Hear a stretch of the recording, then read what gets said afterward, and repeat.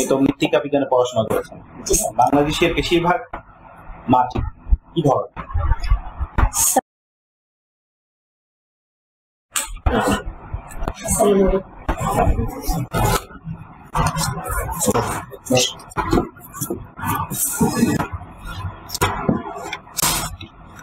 ধন্যবাদ স্যার।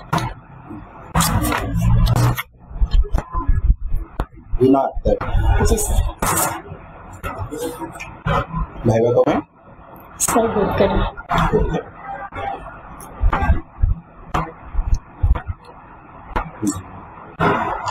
আপনার প্রথম পছন্দ বিসিএস প্রশাসন? জি স্যার। বিসিএস প্রশাসন কেন পছন্দ হিসেবে পররাষ্ট্র কেন দিলেন না? স্যার বিসিএস প্রশাসন স্যার আমার অনেক আগে থেকেই স্বপ্ন ছিল স্যার। 41তম বিসিএস এ যে বিজ্ঞপ্তি হয়েছে সেখানে দেখছি আমি প্রশাসন ক্যাডারে সর্বোচ্চ পদের সংখ্যা। তারপর স্যার প্রশাসন ক্যাডারের সামাজিক মর্যাদা অনেক বেশি, যদিও সব ক্যাডারেরই সামাজিক মর্যাদা অনেক বেশি। আর স্যার আমি যখন মাধ্যমিক পরীক্ষা দিই তখন ম্যাজিস্ট্রেটের মোটা দেখে আমি একটা কারণ বলেন যে আপনি কেন প্রশাসন ক্যাডারে যেতে চান? স্যার এটা আমার স্বপ্ন। আপনার স্বপ্ন।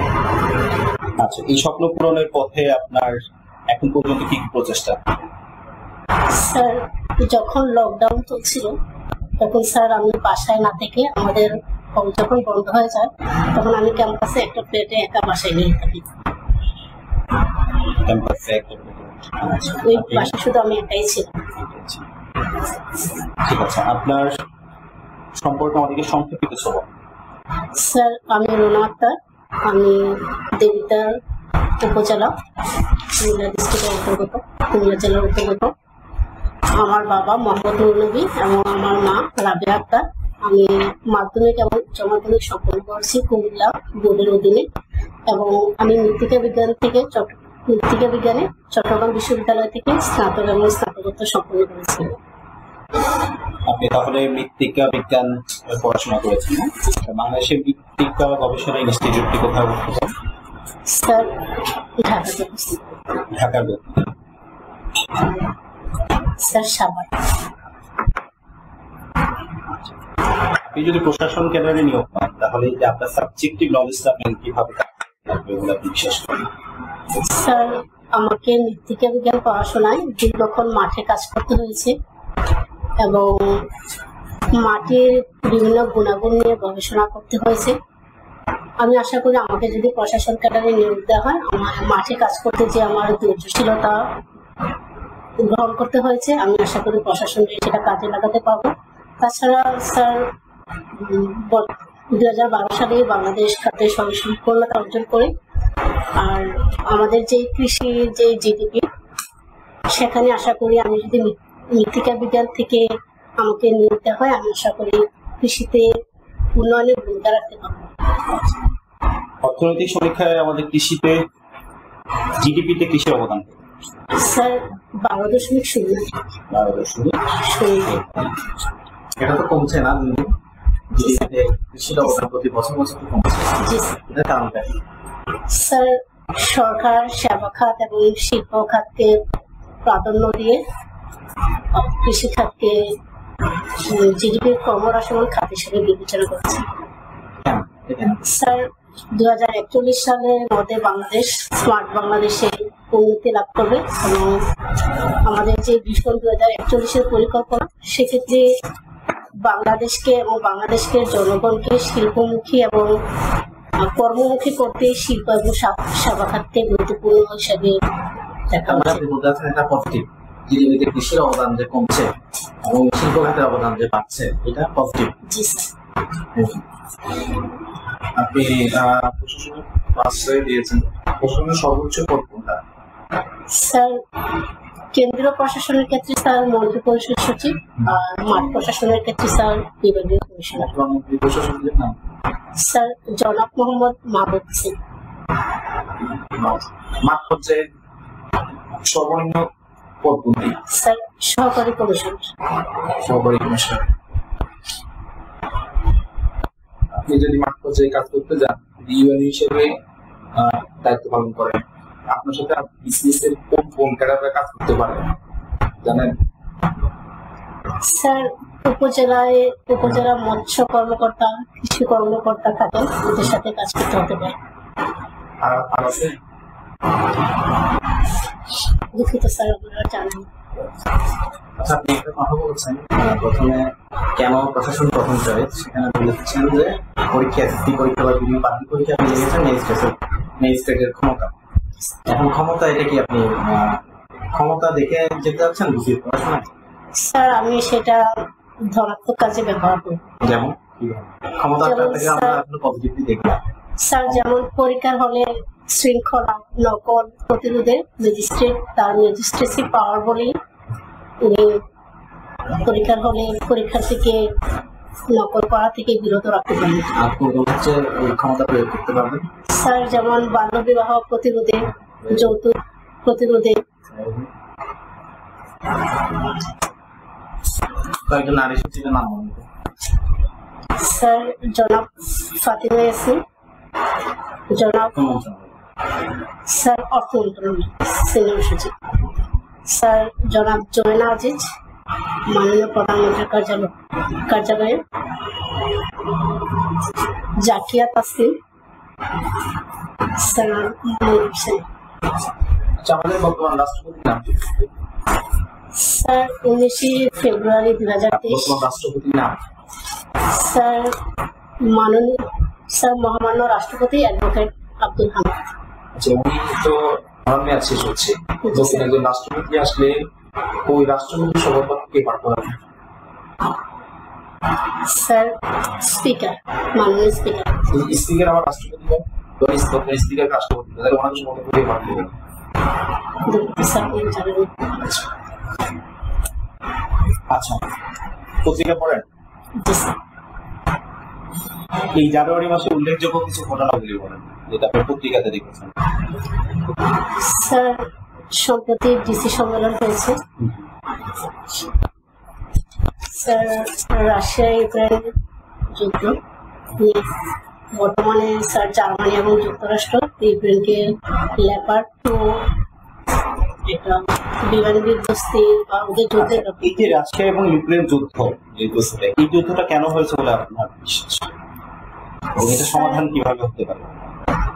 স্যার ইউক্রেনের নেটোতে যোগ দিতে চাওয়া, যদি ইউক্রেন নেটোতে যোগ দেয় তাহলে পশ্চিমা বিশ্ব এবং রাশিয়ার মধ্যবর্তী কোনো বাফার রাষ্ট্র থাকবে না, সেজন্য তারা চাচ্ছে না যে ইউক্রেন নেটোতে যোগ দিক। এটা সমাধান কিভাবে হতে পারে?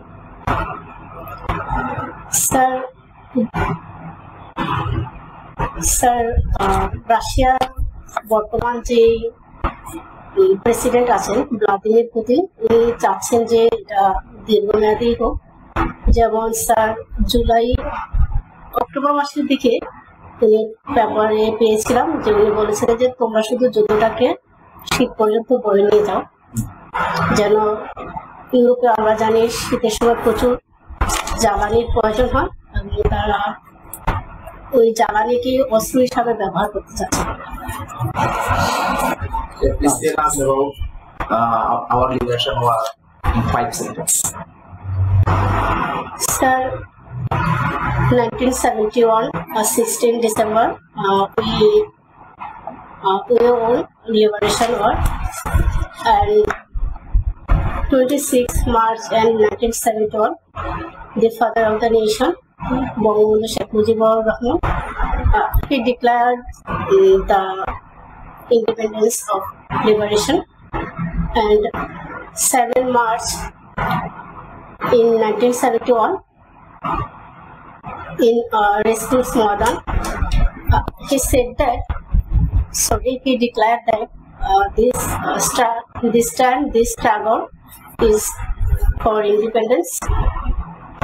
This struggle is for emancipation, and in 1966, on 5 February, the father of the nation, Bangabandhu Sheikh Mujibur, declared 6 Sixth article mentioned for emancipation of the East Pakistan from West Pakistan. আচ্ছা রুনা আক্তার, আপনি আমাদেরকে একটু বলেন যে আপনি বলেছেন যে বঙ্গবন্ধু স্বাধীনতার ঘোষণা দিয়েছে, জি স্যার। এটা আমাদের সংবিধানের কোথায় আছে? স্যার ষষ্ঠ তফসিলে। ষষ্ঠ তফসিলে কি আছে? স্যার স্বাধীনতার ঘোষণাটি রয়েছে। আপনি কি ষষ্ঠ তফসিলটা বলতে পারবেন? জি sir. This is maybe my last message. Today, Bangladesh, from today, Bangladesh is independent. I call upon the people of Bangladesh, wherever you might be and with whatever you have, to resist the last soldier of Pakistan from the soil of Bangladesh, and finally victory is achieved. আপনার subjective কিছু প্রশ্ন করি। আপনি তো মৃত্তিকা বিজ্ঞানে পড়াশোনা করেছেন, বাংলাদেশের বেশিরভাগ মাটি কি ধরনের? স্যার দোআঁশ মাটি। দোআঁশ। আর আমরা যে গাজীপুর ভাওয়াল অঞ্চলে যে লাল মাটিগুলো দেখতে পাই, এই মাটিতে কি কি ধরনের উপাদানগুলো বেশি পাওয়া যায়? স্যার আয়রনের পরিমাণটা বেশি থাকার কারণে সাধারণত মাটিটা লাল হয়ে থাকে। প্রধানমন্ত্রী একটা জেলা সফর করেন, একটা বিভাগীয় জেলা বিভাগীয় শহরে জানা আছে সম্পর্কে। স্যার রাজশাহী বিভাগে যান। রাজশাহী বিভাগ, এখানে কি কি প্রকল্প মানে প্রধানমন্ত্রী উদ্বোধন করেন? স্যার সেখানে 25টি প্রকল্প উদ্বোধনের কথা হয়েছে। 24টা দুঃখিত স্যার, আজকের পত্রিকায় বলছি। আমাদের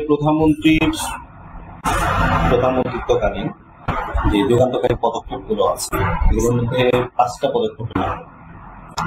স্যার 25 জুন 2022 পদ্মা বহুমুখী সেতু উদ্বোধন করা হয়, যেটা বাংলাদেশের ইতিহাসে স্বর্ণাক্ষরে লিখিত থাকবে, তারই অবদান। সংক্ষেপে জাস্ট 5টি পদক্ষেপ। স্যার 28 ডিসেম্বর 2022 মেট্রো রেল উদ্বোধন করা হয়। স্যার কর্ণফুলী টানেল, গুচ্ছগ্রাম প্রতিষ্ঠা, সামাজিক নিরাপত্তা কর্মসূচি। সামাজিক নিরাপত্তা কর্মসূচি একটি বিশাল বিষয়, আপনি একটা উদাহরণ দেন তো। স্যার বয়স্ক ভাতা। এটা কি এই সময় করা হয়েছে? স্যার সাম্প্রতিক সময় করা হয়েছে এরকম একটা পদক্ষেপ। গৃহহীনদের, জি স্যার, মুজিব বর্ষের অঙ্গীকার গৃহহীনদের বিরোধ। ধন্যবাদ আপনাকে।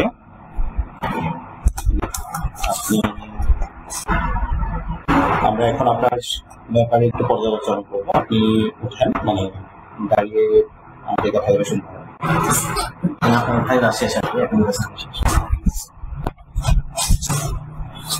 প্রথমেই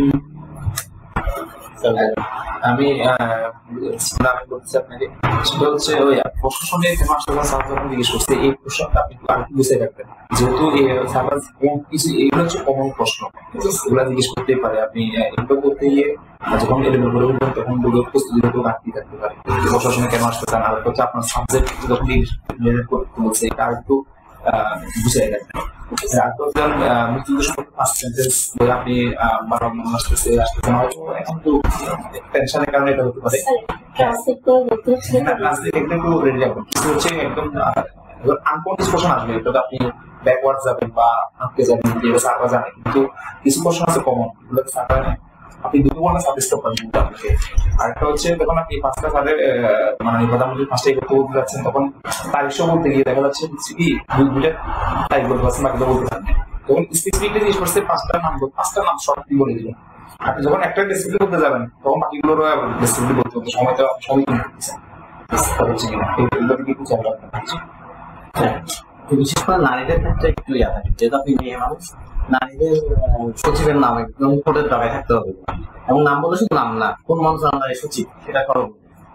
আর একটা হচ্ছে যে আপনি যখন স্যার আপনাকে বলবো যে 5টা ডেভেলপমেন্ট অ্যাক্টিভিটিস এর কথা, তখন আপনি তারিখ সহ বলছেন মেট্রো রেলের উদ্বোধন, আপনার কিন্তু তারিখের কথা জিজ্ঞেস করবেন। আপনি জাস্ট যেটু মানে টু দ্য পয়েন্ট আনসার করবেন। আপনার বলা হচ্ছে 5টা শেখ হাসিনার অবদান, মানে বলার মধ্যে আপনি রিসেন্ট গুলো বলার চেষ্টা করবেন, মেট্রো রেল, পদ্মা সেতু, কর্ণফুলী টানেল। তো এগুলো কত তারিখ সেটা বলবেন। যখন জিজ্ঞেস করবেন মেট্রো রেল কয় তারিখ উদ্বোধন করে, কত সালে চালু হয়েছে, তখন আপনি ডিটেল করবেন। আর নামের আগে একটু জমা, আপনি বলছেন ম্যাক্সিমাম কয়েকটাতে জমা বলেননি, দুই একজন ক্ষেত্রে এটা একটু সচিবদের নাম, নামের প্রধানমন্ত্রী, এগুলো নামের আগে জমা। আরেকটা প্রশ্ন হচ্ছে সর্বশেষ যে কেন প্রশাসন আসলে কেন, এটা যে স্বপ্ন, এটাকে আরেকটু স্পেসিফিক করতে হবে, এটা একটা ব্যাপার। আপনার ভাইবাটা কবে? স্যার এখনো বের করেনি, তাহলে আপনি কিছু সময় পাচ্ছেন, কিন্তু প্রস্তুতি নেওয়ার জন্য সময় পাচ্ছেন। আপনার উদ্যোগটার ক্ষেত্রে আরেকটু সাবলীল হতে হবে, একটু ফাস্ট হতে হবে। আরেকটা জিনিস আমি বোঝাচ্ছি যেটা, যে আপনি যখন অ্যান্সার গুলো দিচ্ছেন, মানে এইটা আপনি মেক করে করে অ্যান্সার দিচ্ছেন, এরকম যাতে না হয়, একটু সাবলীল ভাবে গোছানো হবে। আরেকটা ব্যাপার হচ্ছে, যেমন আপনি একটা জায়গায় বলছেন যে ধনাত্মক কাজ, কাজের ক্ষেত্রে ধনাত্মক কাজ, ঋণাত্মক কাজ, এটা একটা সাইন্টিফিক টার্ম। আমরা যখন আপনি ইতিবাচক কাজ এটাকে বোঝাতে গিয়ে শব্দচয়নের ক্ষেত্রে এই ব্যাপারে একটু কেয়ারফুল হতে হবে। ইনশাআল্লাহ প্রস্তুতি নেন। যেহেতু সময় আছে, আমার মনে হয় একটু ইংরেজি উচ্চারণটা একটু নারায়ণের সামনে দাঁড়ায় নিজে নিজে বলছে, যেটা ইংরেজি বলার সময় কি হচ্ছে। জি, ঠিক আছে রুনা আক্তার, আপনার জন্য শুভকামনা। স্যার জাগরণ